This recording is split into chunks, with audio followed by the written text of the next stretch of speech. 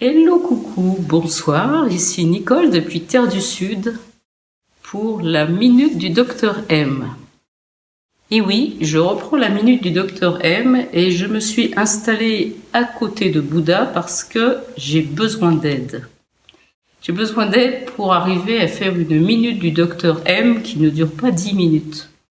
Alors c'est parti, aujourd'hui nous parlons d'embryologie et nous parlons de quelque chose qui me met complètement en joie, qui est l'embryologie du cœur.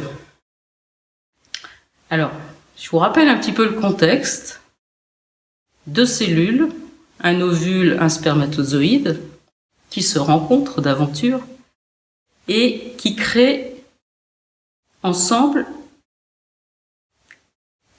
ou qui permettent la création ensemble d'une cellule unique.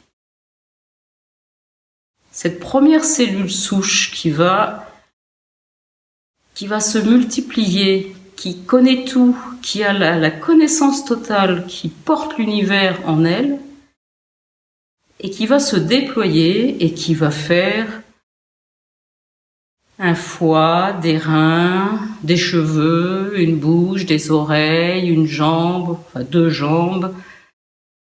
Tout va se constituer à partir de cette cellule unique qui a la connaissance totale. Et d'aventure, au 21e jour de conception, 21e jour de vie intra-utérine, c'est-à-dire à un moment où la femme ne sait même pas forcément encore qu'elle est enceinte, il y a un petit retard de règles, mais à peine.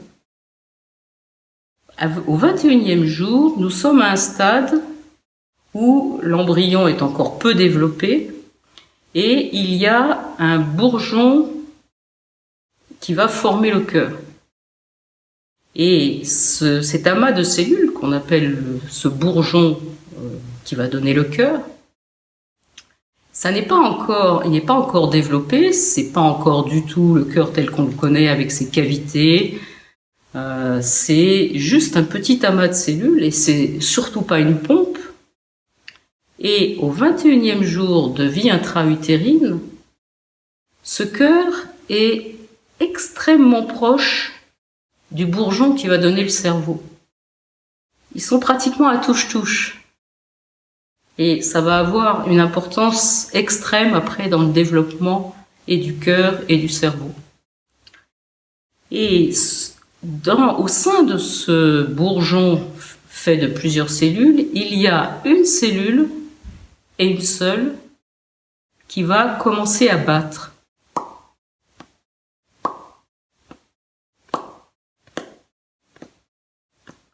Ça commence à battre. Une cellule bat dans ce bourgeon et ne va jamais s'arrêter jusqu'à temps que l'on rende le souffle. Et ça, c'est quelque chose quand même de totalement extraordinaire. Ce bourgeon qui n'est pas encore la pompe cardiaque bat déjà, comme si cette cellule était quelque part comme un tambour, comme un tambour du monde. Un tambour qui a le rythme en elle, qui a le rythme de Gaïa en elle, et qui va nous relier toute notre existence terrestre durant à ce rythme qui est là tout le temps entre ciel et terre. Et ça, c'est extrêmement important. Et j'ai déjà perdu mon pari parce que je suis déjà au moins à 2 ou 3 minutes, mais c'est pas grave. C'est extrêmement important parce que c'est ce qui va donner sa position très particulière au cœur. Le cœur, c'est le viscère qui, les Chinois, dans la médecine traditionnelle chinoise, parlent du cœur en tant qu'empereur. C'est celui qui est là, qui est dans le non-agir, et qui fait que tout se déroule merveilleusement bien. C'est lui qui est en capacité, parce que il est relié, plus que relié, il est. C'est lui qui va donner toute une série d'informations. Et à qui va-t-il donner ces informations? Au cerveau.